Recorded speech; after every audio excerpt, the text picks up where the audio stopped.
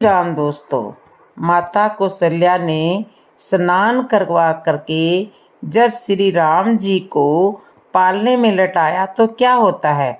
एक बार माता ने श्री रामचंद्र जी को स्नान कराया और श्रृंगार करके पालने में पोढ़ा दिया।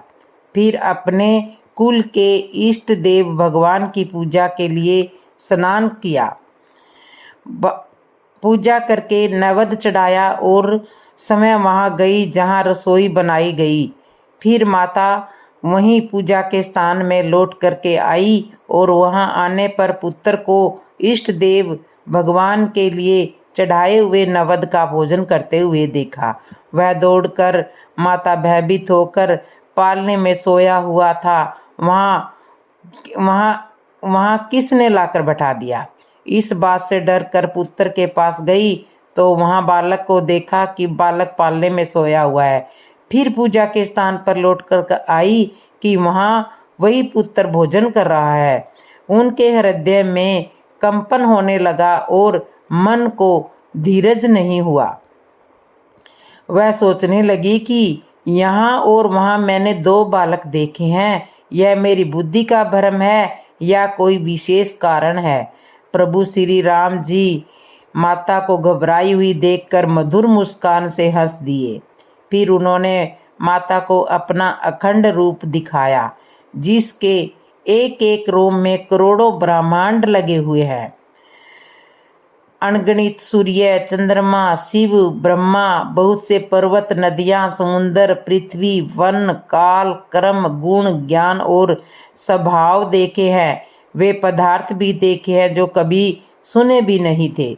सब प्रकार से बलवती माया को देखा कि वह भगवान के सामने अत्यंत भयभीत हाथ जोड़ के खड़ी हो गई। जीव को देख जिसे वह माया नचाती है, और फिर भक्ति को देखा जो उस जीव को माया से छुड़ा देती है। माता का शरीर पुलकित हो गया, मुख से वचन नहीं निकला। तब आंखें मूंद कर उसने श्री राम जी के चरणों में सिर नवाया। माता को आश्चर्यचकित देखकर खर के शत्रु श्री राम जी फिर बाल रूप में आ गए। माता जी ने स्तुति भी नहीं की जाती, माता से प्रशंसा भी नहीं की जाती। वह डर गई कि मैंने जगत पिता परमात्मा को पुत्र करके जाना। श्री हरि ने माता को बहुत प्रकार से समझाया और कहा, हे माता सुनो, यह बात किसी को मत कहना। कौशल्या जी बार बार हाथ जोड़ करके विनय करती है कि हे प्रभु, मुझे आपकी माया कभी न व्यापे। भगवान ने बहुत प्रकार से बाल लीलाएं की है और अपने सेवकों को अत्यंत आनंद दिया है। कुछ समय बीतने पर चारों भाई बड़े होकर कुटुंबियों को सुख देने वाले हुए। तब गुरुजी ने जाकर चूड़ाक्रम संस्कार किया। ब्राह्मणों ने फिर बहुत सी दक्षिणा पाई। चारों सुंदर राजकुमार बड़े ही मनोहर अपार चरित्र करते फिरते हैं। जो मन, वचन और कर्म से अगोचर है, वही प्रभु दशरथ के आंगन में विचर रहे हैं। भोजन करने के समय जब राजा बुलाते हैं तब वे अपने बाल सखाओं के समाज को छोड़कर नहीं आते। कौशल्या जब बुलाने जाती है तब प्रभु ठुमक ठुमक भाग चलते हैं, जिनका वेद नीति इतना ही नहीं कहकर निरूपण करते हैं, और शिवजी ने जिनका अंत नहीं पाया, माता उन्हें हठ पूर्वक पकड़ने के लिए दौड़ती है। वे शरीर में धूल लपेटे हुए आए और राजा ने हंसकर उन्हें गोद में बैठा लिया। भोजन करते हैं पर चित्त चंचल है। अवसर पाकर मुंह में दही भात लिपटाए किलकारी मारते हुए इधर उधर भाग निकले। श्री रामचंद्र जी बहुत ही सरल, लोभी और सुंदर मन भावनी बाल लीलाओं का सरस्वती, शेष जी, शिव जी और वेदों ने ज्ञान किया है। जिनका मन इन लीलाओं में अनुरुक्त नहीं है, विधाता ने उन मनुष्यों को वंचित कर दिया, नितान भाग्यहीन बनाया। जो ही सब भाई कुमारावस्था के हुए, तो ही गुरु, पिता और माता ने उनका यज्ञोपवीत संस्कार किया है। श्री रघुनाथ जी भाइयों सहित गुरु के घर में विद्या पढ़ने के लिए गए और थोड़े ही समय में उनको सब विद्याएं आ गई। चारों वेद जिनके स्वाभाविक धाम है, वे भगवान पढ़े, यह बड़ा कौतुक अचरज है। चारों भाई विद्या, विनय, गुण और शील में बड़े निपुण हैं और सब राजाओं की लीलाओं के ही खेल खेलते हैं। हाथों में बाण है, धनुष बहुत ही शोभा देते हैं। रूप देखते ही चराचर जड़ चेतन मोहित हो जाते हैं। वे सब भाई जिन गलियों में खेलते हुए निकलते हैं, उन गलियों में सभी स्त्री पुरुष उनको देखकर स्नेह से शिथिल हो जाते हैं अथवा ठिठक कर रह जाते हैं। कौशलपुर के रहने वाले सभी स्त्री पुरुष, बड़े बूढ़े बालक, सभी को कृपालु की श्री रामचंद्र जी के प्राणों की बढ़ चढ़कर प्रिय लगते हैं। श्री राम जी भाइयों और इष्ट मित्रों को बुलाकर साथ में ले लेते हैं और नित्य वन में जाकर शिकार खेलते हैं। मन में पवित्र समझकर मृगों को मारते हैं और प्रतिदिन लाकर राजा दशरथ जी को दिखाते हैं। जो मृग श्री राम जी के बाण से मारे जाते हैं, वे शरीर छोड़ करके देव लोक में चले जाते हैं और रामचंद्र जी अपने छोटे भाइयों और सखाओं के साथ भोजन करते हैं और माता पिता की आज्ञा का पालन करते हैं। जिस प्रकार नगर के लोग सुखी हो, कृपा निधान हो, श्री रामचंद्र जी वही संयोग लीला करते हैं। वे मन लगाकर वेद पुराण सुनते हैं और फिर समय छोटे भाइयों को समझा करके कहते हैं कि श्री रघुनाथ जी प्रातःकाल उठकर माता पिता और गुरु को मस्तक नुआते हैं और आज्ञा लेकर नगर का काम करते हैं। उनके चरित्र देखकर राजा मन में बड़े हर्षित होते हैं। फिर एक दिन विश्वामित्र का राजा दशरथ से राम और लक्ष्मण को मांगने और ताड़का का वध करने का टाइम आ चुका था। जो व्यापक अकल निर्वस्त इच्छा रहित अजन्मा और निर्गुण तथा जिनका नाम है राम न रूप, वही भगवान भक्तों के लिए नाना प्रकार के अनुपम अलौकिक चरित्र करते हैं। यह सब चरित्र मैंने गाकर बखान कर कहा है। अब मैं आगे की कथा मन लगा करके सुनिए। ज्ञानी महामुनि विश्वामित्र वन में शुभ आश्रम पवित्र स्थान जानकर बसते थे, जहाँ वे मुनि जप यज्ञ और योग करते थे।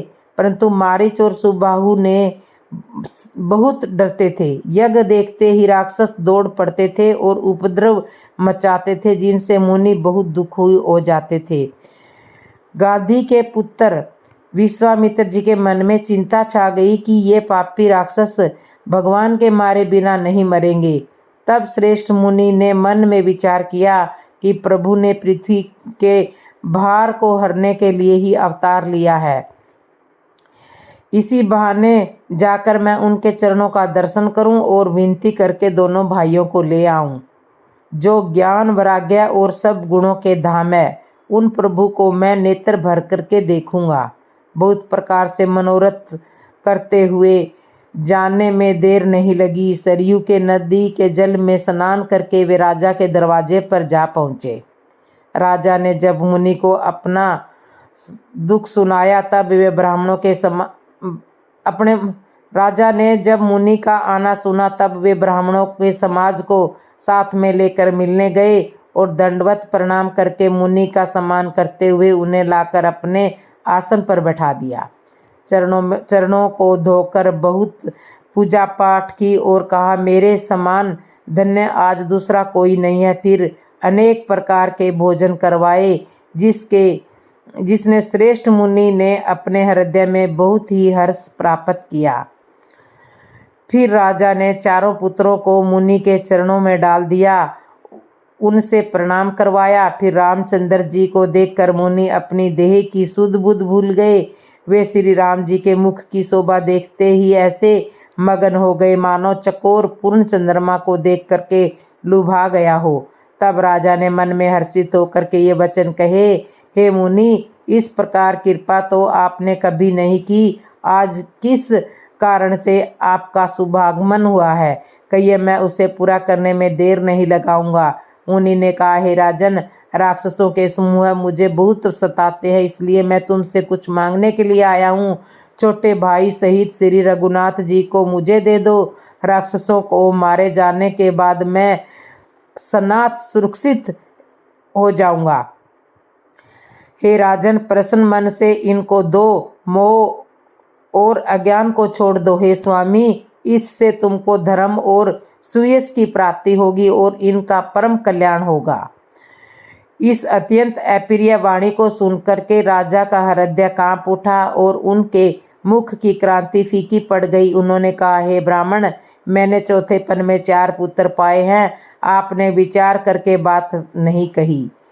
हे मुनि, आप पृथ्वी, गो, धन और खजाना मांग लीजिए, मैं आज बड़े हर्ष के साथ आपका सर्वश्रेष्ठ दे दूंगा। देह और प्राण से भी अधिक प्यारा कुछ नहीं होता, मैं उसे भी एक पल में दे दूंगा। सभी पुत्र मुझे प्राणों के समान प्यारे हैं, उनमें भी हे प्रभु, राम को तो किसी प्रकार भी देते नहीं बनता। कहाँ अत्यंत डरावने और क्रूर राक्षस और कहाँ परम किशोर अवस्था के बिल्कुल सुकुमार मेरे सुंदर पुत्र। प्रेम रस में सनी हुई राजा की वाणी सुनकर ज्ञानी मुनि विश्वामित्र ने हृदय में बड़ा हर्ष माना।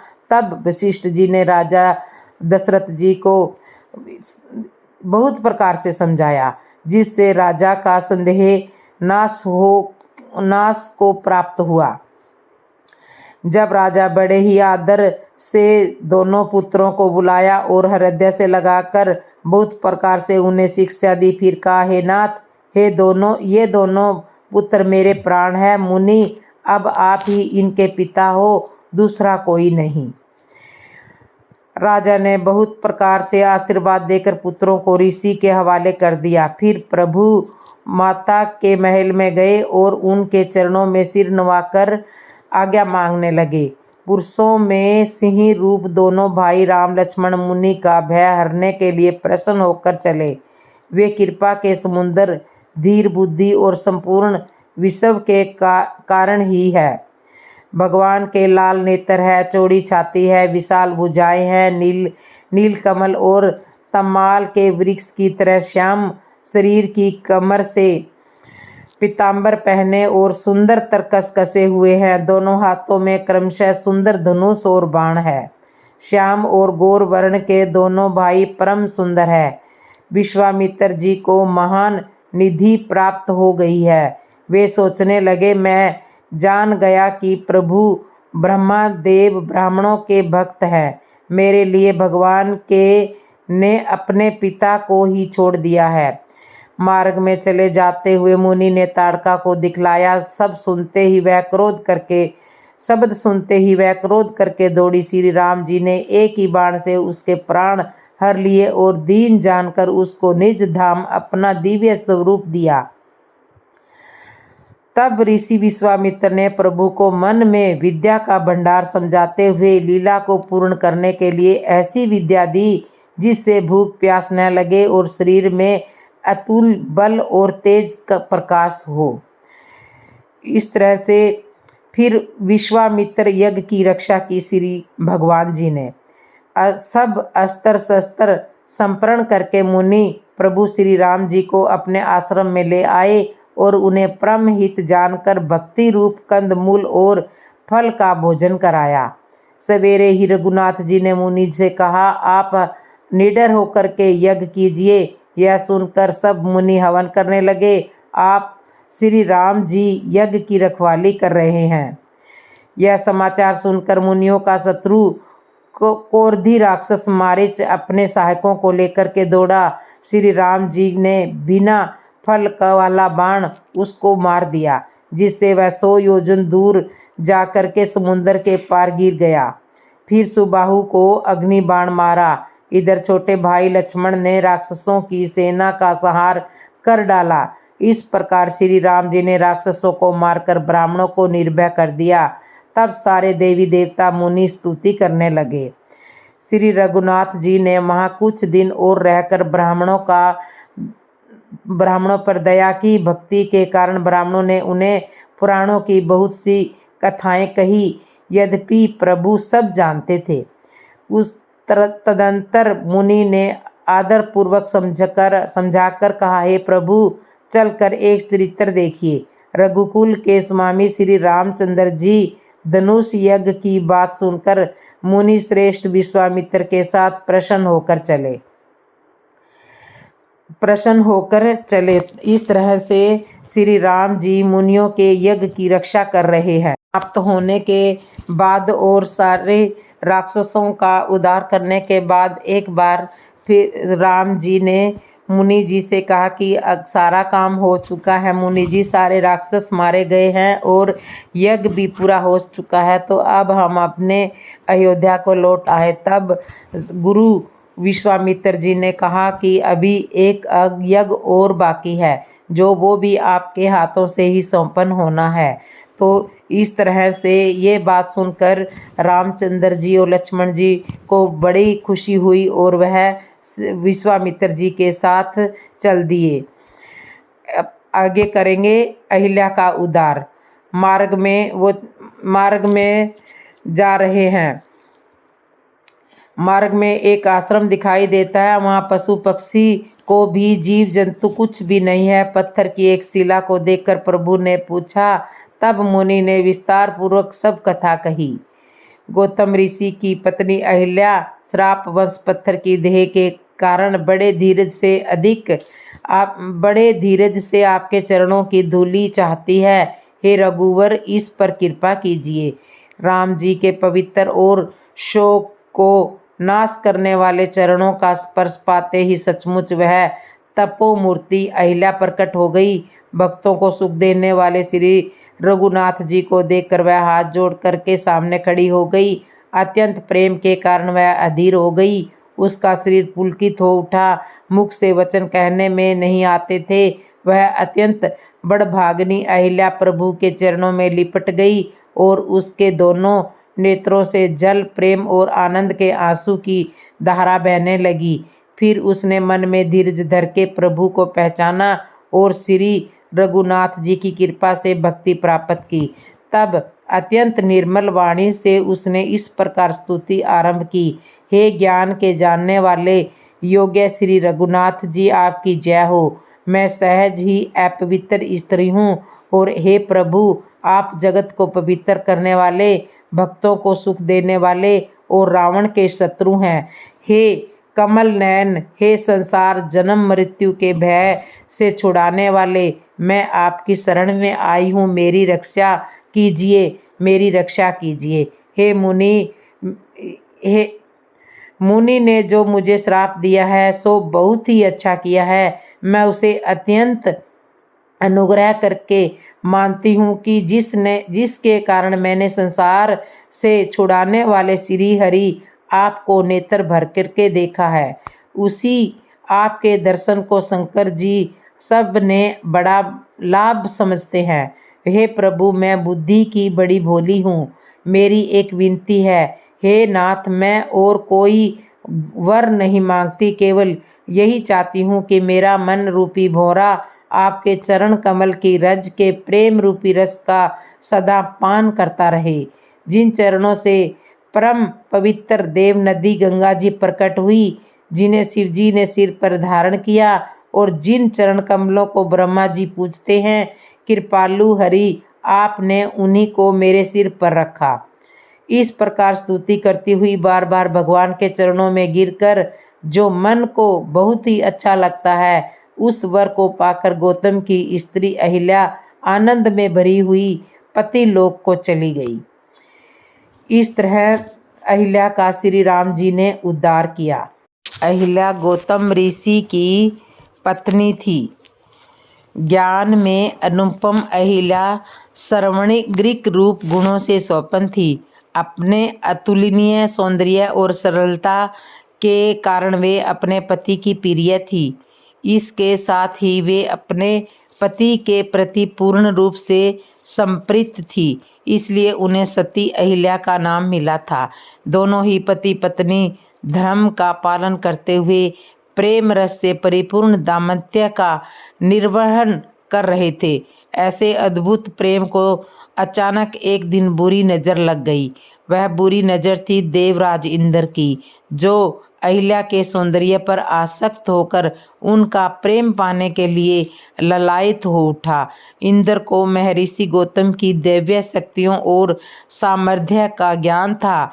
इसके साथ ही वह अहिल्या के पतिनिष्ठ होने के सत्य से भी परिचित था। इंद्र के पास इन शक्तियों से पार पाने का सामर्थ्य नहीं था, पर वह अहिल्या को भूलना भी नहीं चाहते थे। वह समय को संयमित कर सही अवसर की प्रतीक्षा करने लगा।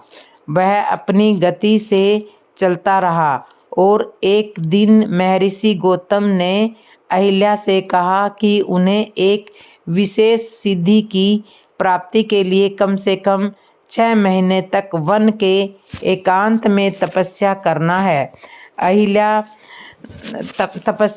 है। अहिल्या ने इसके लिए अनुमति दे दी। अहिल्या ने उन्हें अनुमति दे दी और उनकी प्रतीक्षा करने की बात कह करके उन्हें विदा कर दिया। बस इंद्र ऐसे ही एक अवसर की प्रतीक्षा जाने कब से कर रहा था। ऋषि के जाते ही वह महर्षि गौतम का वेश धारण करके अहिल्या के पास पहुंच गया। पति को वापस देखकर वह अहिल्या चौंकी तो उसने प्रेम जताते हुए कहा कि उनके सौंदर्य पास ने वन में जाना असंभव बना दिया है, इसलिए तपस्या का विचार छोड़कर वापिस आ गया। पति की बात सुनकर अहिल्या का मन मयूर नाच उठा और वे दोनों पहले से भी अधिक प्रेम से जीवन का आनंद लेने लगे। देखते ही देखते 6 माह का समय बीत गया और एक दिन अहिल्या ने सुबह सवेरे अपने आंगन में अपने पति की चिर परिचित पुकार सुनी। जबकि ऋषि का रूप धरे इंद्र तब तक सो ही रहे थे। एक पल में ही अहिल्या को अनर्थ का ज्ञान हो गया। महर्षि गौतम को सामने पाकर अहिल्या पत्ते की तरह कांपते हुए उनके चरणों में गिर पड़ी। तब तक इंद्र को भी ऋषि के आने का भान हो गया था, तो बिना देरी किए वह वहां से भाग निकला। अहिल्या से सारा वृत्तांत जानकर ऋषि क्रोध से भर उठे और तुरंत ही उन्होंने श्राप दे दिया कि जिस स्त्री को अपने पति के स्पर्श का भान न हुआ वह जीवित न हो सकती। तन और मन से पत्थर की तरह कठोर व्यवहार किया है तो तू भी पत्थर की हो जा। ऋषि के श्राप और अपनी अज्ञानता से निराश अहिल्या ने तब अपने पति को रोते हुए समझाया कि आप इतनी दिव्य शक्तियों से संपन्न हो, आप अच्छी तरह से सब चीज़ जानते हो। तब उन्होंने इस बात के लिए ऋषि गौतम को समझाया। अहिल्या से सारा वृत्तांत जान करके गौतम ऋषि गुस्से से लाल पीले हो गए और तुरंत ही उन्होंने श्राप दे दिया कि जिस स्त्री को अपने पति के स्पर्श का भान न हुआ वह जीवित नहीं हो सकती। तन और मन से पत्थर की तरह कठोर व्यवहार किया है। तन और मन से पत्थर की तरह कठोर व्यवहार किया है। तू तो भी पत्थर की हो जा। ऋषि के श्राप और अपनी अज्ञानता से निराश अहिल्या ने तब अपने पति को रोते हुए समझाया कि आप इतनी दिव्य शक्तियों से संपन्न है, आप मुझे अकेला छोड़ कर गए और 6 महीने में आपको एक बार भी आभास ना हुआ कि मेरे साथ कोई छल कर रहा है। मैं तो एक साधारण स्त्री हूँ। मैंने अनजाने में अपराध किया है। भले ही मैं पराये पुरुष के साथ रही हूँ, पर मेरा मन पवित्र है, क्योंकि उस पुरुष को मैंने आप यानी अपना पति जानकर ही अपनाया था। तन और मन दोनों से ही मैं अपने पति के ही साथ थी। अहिल्या की बात सुनकर ऋषि उनसे सहमत हुए और कहा कि अब तो श्राप दिया जा चुका है, उसे वापस नहीं लिया जा सकता। किंतु त्रेता युग में भगवान विष्णु श्री राम के रूप में अवतार लेंगे और वनवास के दौरान तुम्हें स्पर्श करेंगे। उनके स्पर्श से ही तुम्हारा पाप धुलेगा और तुम वापस अपने स्त्री रूप को प्राप्त करोगी। ऋषि के श्राप को धारण करते हुए अहिल्या पत्थर की शिला बन गई और घोर प्रतीक्षा के बाद श्री राम के पावन चरणों के स्पर्श से पुण्य स्त्री के रूप में प्रकट हुई।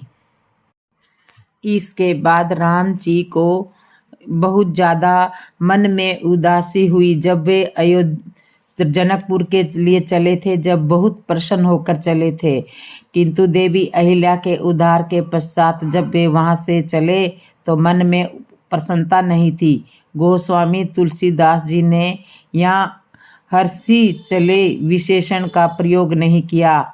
यहाँ उन्होंने लिखा चले राम, राम जी चले, मन में प्रसन्नता नहीं, बल्कि इस बात का दुख है कि मेरे द्वारा एक ऋषि पत्नी को चरण छुआना पड़ा। मैंने ऋषि पत्नी को अपने चरणों से छुआ। एक तो वह ऋषि की पत्नी, दूसरी वह नारी जाति की। दोनों स्थिति में निश्चित रूप से मुझसे यह पाप हुआ है। राम जी ने उनकी नर लीला में जितने भी चरित्र किए हैं वह हमें संदेश देने के लिए किए हैं। भगवान से तो कभी भूल हो ही नहीं सकती, किंतु इस प्रसंग का आशय यह है कि तुलसीदास जी समझाना चाहते हैं कि कहीं इस तरह की भूल हमसे ना हो, और यदि हो भी जाए तो उसी तरह प्रायश्चित करना चाहिए जिस तरह भगवान ने अहिल्या उद्धार के पश्चात किया है। प्रायश्चित करने के लिए गंगा जी में गई। वहां उन्होंने गंगा जी में स्नान किया, दान पुण्य किया।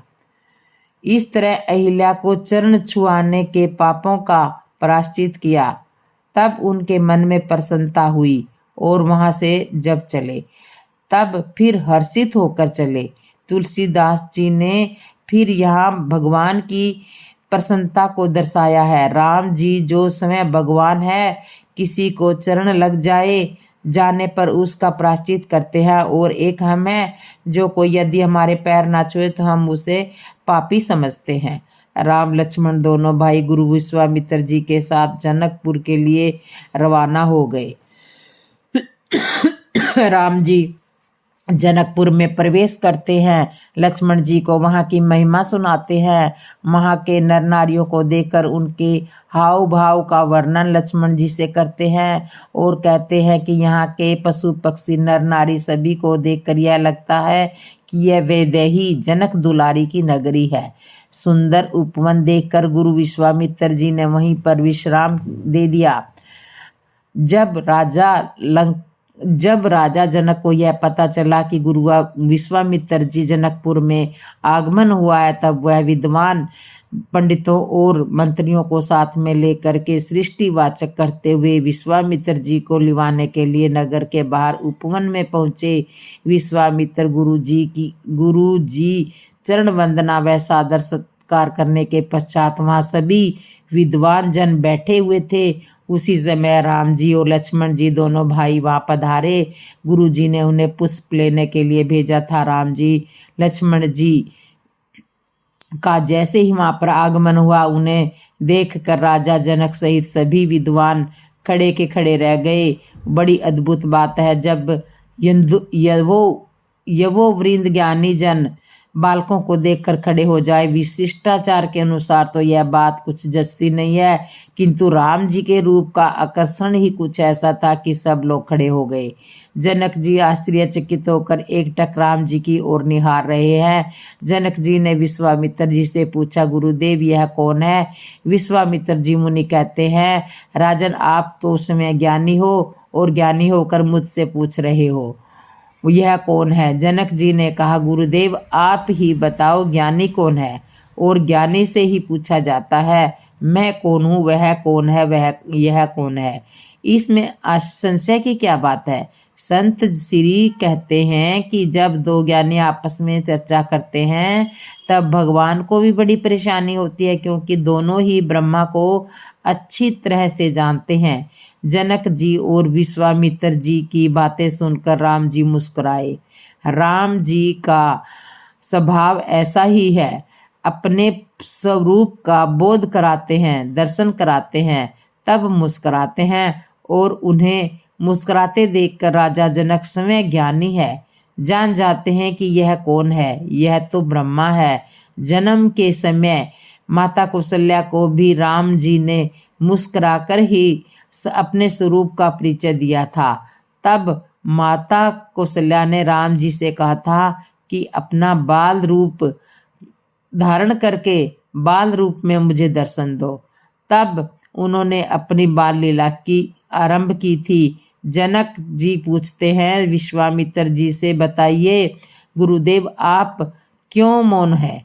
विश्वामित्र जी कहते हैं कि यह वह है, संसार में जितने प्राणी हैं उन्हें यह प्रिय है। राम जी ने विश्वामित्र जी की ओर देखा, मानो संकेत यह हुआ है कि आप बताओ।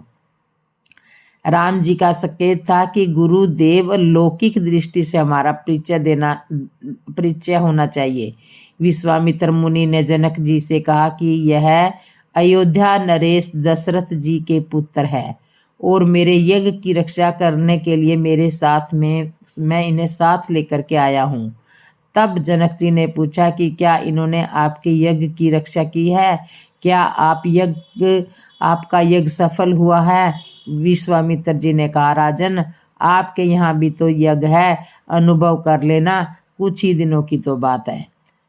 राम लक्ष्मण दोनों भाइयों ने जनक जी सहित सभी विद्वान जनों ने प्रेम सहित दर्शन किए, सुख पाया और तब जनक जी गुरुदेव जी सहित दोनों भाइयों को जनकपुर में प्रवेश दिलाने के लिए साथ में लेकर आए। जनक जी गुरु विश्वामित्र और दोनों भाई राम जी और लक्ष्मण जी को साथ में जनकपुर नगरी में ले आए। तब यह प्रश्न उठता है कि अब इन्हें ठहराया कहाँ जाए।